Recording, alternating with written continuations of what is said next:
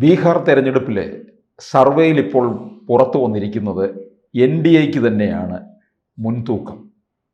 അവിടെ മഹാസഖ്യം വീണ്ടും പഴയതുപോലെ തകർന്നടിയുന്ന ഒരു സ്ഥിതിയിലേക്ക് പോകും. ഇത് രാജ്യത്തെമ്പാടും ഈ ഇന്ത്യ മുന്നണിക്ക് ഉണ്ടാകാൻ പോകുന്ന വലിയൊരു തിരിച്ചടിയും ആണ് എന്ന് നമുക്ക് കാണേണ്ടി വരും.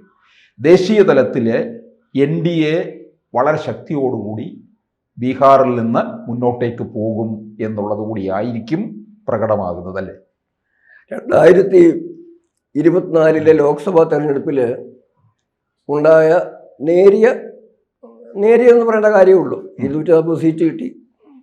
അവർ നേരിയ പിന്നോട്ട് പോക്കിന് ശേഷം വന്ന എല്ലാ അസംബ്ലി തെരഞ്ഞെടുപ്പുകൾക്കും ഹരിയാനയാണേലും മഹാരാഷ്ട്രയാണെങ്കിലും ഒക്കെ ശക്തമായ തിരിച്ചുവരവാണ് ദേശീയ ജനാധിപത്യ മുന്നണിയും നരേന്ദ്രമോദി പക്ഷവും നേടിയിട്ടുള്ളത്.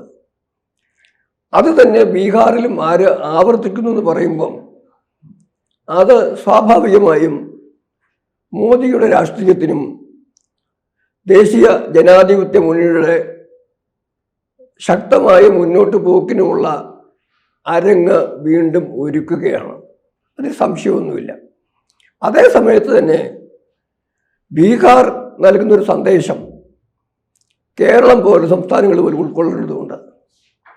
അതെന്താണെന്ന് ചോദിച്ചാൽ, ബീഹാറിലെ ആ ജാതി സമവാക്യങ്ങൾ, അവിടെ സോഷ്യൽ എഞ്ചിനീയറിങ്, ഈ ഒരു കാര്യം നമ്മൾ മനസ്സിലാക്കേണ്ടതുണ്ട്. അവിടെ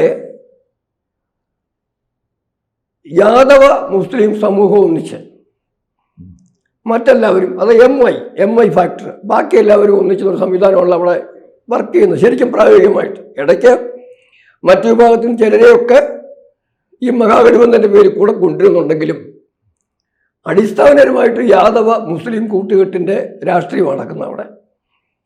പക്ഷെ അവിടെ ഒരു കാര്യം നമ്മൾ ഉൾക്കൊള്ളണം. ഇത് ഏതാണ്ട് ഭാരതത്തിലെ എല്ലാ സംസ്ഥാനങ്ങളിലും ഉള്ളതാണ്. പ്രബലമായ ഏതെങ്കിലും ഒരു നോൺ ബ്രാഹ്മണിക്കൽ അബ്രാഹ്മണരായ പിന്നോക്ക സമുദായത്തിലെ ഏതെങ്കിലും ഒരു പ്രമുഖ വിഭാഗം അവളം പിടിക്കും. അവരുടെ കൈക്കരുത്തിൻ്റെയും മെയ്ക്കരുത്തിൻ്റെയും ധനക്കരുത്തിൻ്റെയും മുമ്പിൽ അവർക്ക് താഴെയുള്ളവരും മേളിലുള്ളവരും ഞെരിഞ്ഞമർത്തപ്പെടുന്ന അവസ്ഥയാണ് ഭാരതത്തിൽ അങ്ങോളം ഇങ്ങോളം കാണാൻ പോകുന്നത്. അത് ഉത്തർപ്രദേശിലും മധ്യപ്രദേശിലും ഹരിയാനയിലും എന്ന് വേണ്ട എല്ലാ കേരളത്തിൽ പോലുമുള്ള വിഷയം. അവിടെ താല്പര്യങ്ങൾ സംരക്ഷിക്കപ്പെടാതെ പോകുന്നത് ഏറ്റവും പിന്നോക്കാവസ്ഥയിലുള്ള ദളിതരുടെയും അങ്ങനെയുള്ള സമൂഹത്തിൻ്റെയും താല്പര്യമാണ് സംരക്ഷിക്കപ്പെടാതെ പോകുന്നത്. അതിനൊരു ഉത്തരം കണ്ടെത്തിയതാണ് നിതീഷ് കുമാർ എന്ന വ്യക്തിയുടെ ബീഹാറിലെ രാഷ്ട്രീയ വിജയത്തിൻ്റെ അടിസ്ഥാന ഘടകം. യാദവ സമൂഹത്തിൻ്റെ പേരിൽ ഒന്നിച്ചു കൂട്ടിയ ലാലു പ്രസാദ് യാദവ് എന്ന് പറഞ്ഞ രാഷ്ട്രീയക്കാരൻ്റെ കൂട്ടുകെട്ടിനെ, ലാലു എന്ന് പറഞ്ഞ രാഷ്ട്രീയക്കാരൻ ഭാരതം കണ്ട ഏറ്റവും വലിയ അഴിമതിക്കാരനും അഴിമതിക്ക് ശിക്ഷിക്കപ്പെട്ടവരുമായിട്ട് പോലും അയാളുടെ കുടുംബ ഭരണവും അയാളുടെ അഴിമതിയുമെല്ലാം പിന്നീട് മുന്നോട്ട് കൊണ്ടുപോകുന്നതിന് വേണ്ടിയിട്ട് യാദവർ ഒറ്റക്കെട്ട വർഗീയതയുടെ പേരിൽ മുസ്ലിങ്ങൾ വാക്കൂടെയാണ്. എന്നിട്ടും നിതീഷ് കുമാർ, അദ്ദേഹം തന്നെ കുർമി വിഭാഗത്തിൽപ്പെട്ട ആളാണ്, അതിപിച്ചട എന്ന് പറയുന്ന എക്സ്ട്രീം ബാക്ക്വേർഡുള്ള ആളുകളെ സംഘടിപ്പിച്ചു, അവരുടേതായ രാഷ്ട്രീയം കൊണ്ടുവന്നു.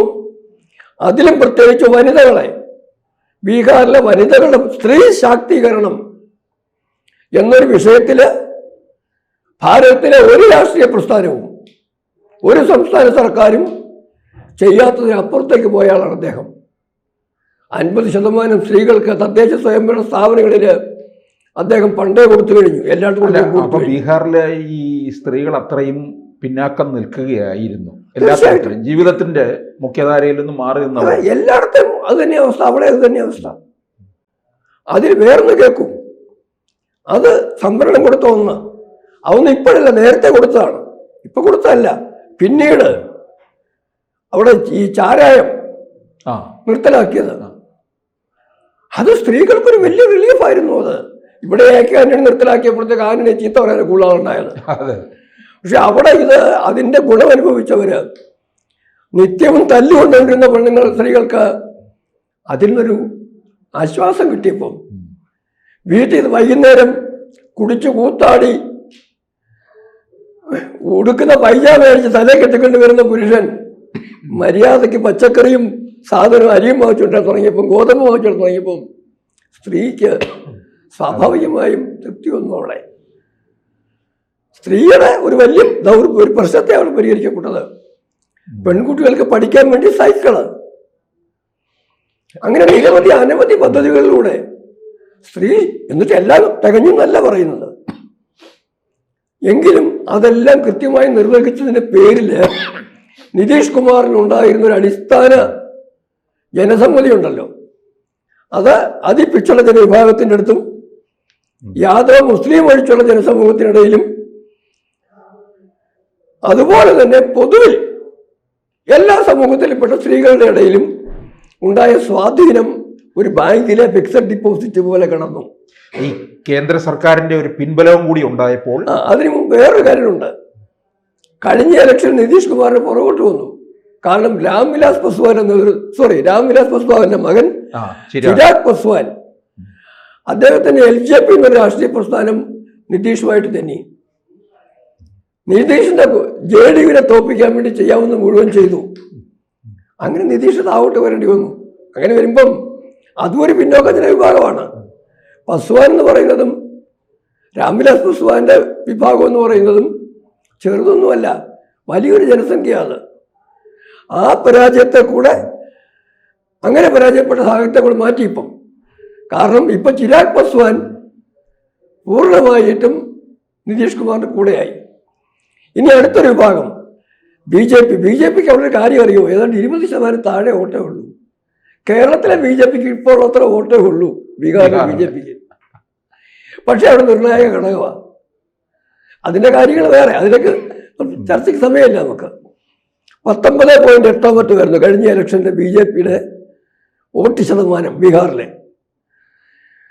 പക്ഷെ അതിൻ്റെ പേരിൽ മോദി അംഗീകരിക്കുന്ന വലിയൊരു ജനവിഭാഗം, cutting across caste, creed, religion, ജാതിക്കും മതത്തിനും അതീതമായിട്ട് പുരോഗമനം ആഗ്രഹിക്കുന്ന, നമ്മൾ ആസ്പിറേഷണൽ യൂത്ത് എന്നൊക്കെ പറയില്ലേ, വളരുന്ന പ്രതീക്ഷയുടെ പ്രതീകങ്ങളായ യുവജനങ്ങളുമൊക്കെ മോദിയോട് നിന്നപ്പം സ്വാഭാവികമായും ആ വോട്ടിൻ്റെ സപ്പോർട്ട്.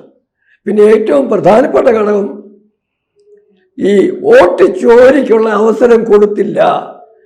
രാഹുൽ വോട്ട് ചോരി എന്ന് പറയുമ്പം ഉത്സവപ്പറമ്പില് മാല പൊട്ടിച്ചിട്ട് ഓടുന്ന കള്ളൻ, ആണ്ട് കള്ളം പോകുന്നതെന്ന് വേറൊരുത്തോട് പറയില്ലേ, വേറൊരുത്തർ ആണ്ട് കള്ളം പോകുന്ന കള്ളം തന്നെ പറയുന്ന പോലെയാണ് രാഹുൽ ഗാന്ധി വോട്ട് ചോരി പറഞ്ഞത്. ആദ്യത്തെ വോട്ട് ചോരി നടത്തിയത് ജവഹർലാൽ നെഹ്റുവാണ്. അംബേദ്കറെ തോൽപ്പിക്കാൻ വേണ്ടി കേവലം 15,000 വോട്ടിന് 952 ഇലക്ഷന് അംബേദ്കറെ തോൽപ്പിക്കാൻ വേണ്ടി 85,000 വോട്ടാണ് അസാധുവായിട്ട് പ്രഖ്യാപിച്ചത്. അതിനുശേഷമോ മൗലാന അബ്ദുൽ കലാം ആസാദ് തോറ്റ ഇലക്ഷന് വീണ്ടും വോട്ടെണ്ണിച്ച് ജയിപ്പിക്കുക ചെയ്ത്, ഇല്ലെങ്കിൽ അവിടുത്തെ ജില്ലാ മജിസ്ട്രേറ്റ് ഉണ്ടാവില്ല എന്ന് പറഞ്ഞു. അത് നിൽക്കട്ടെ.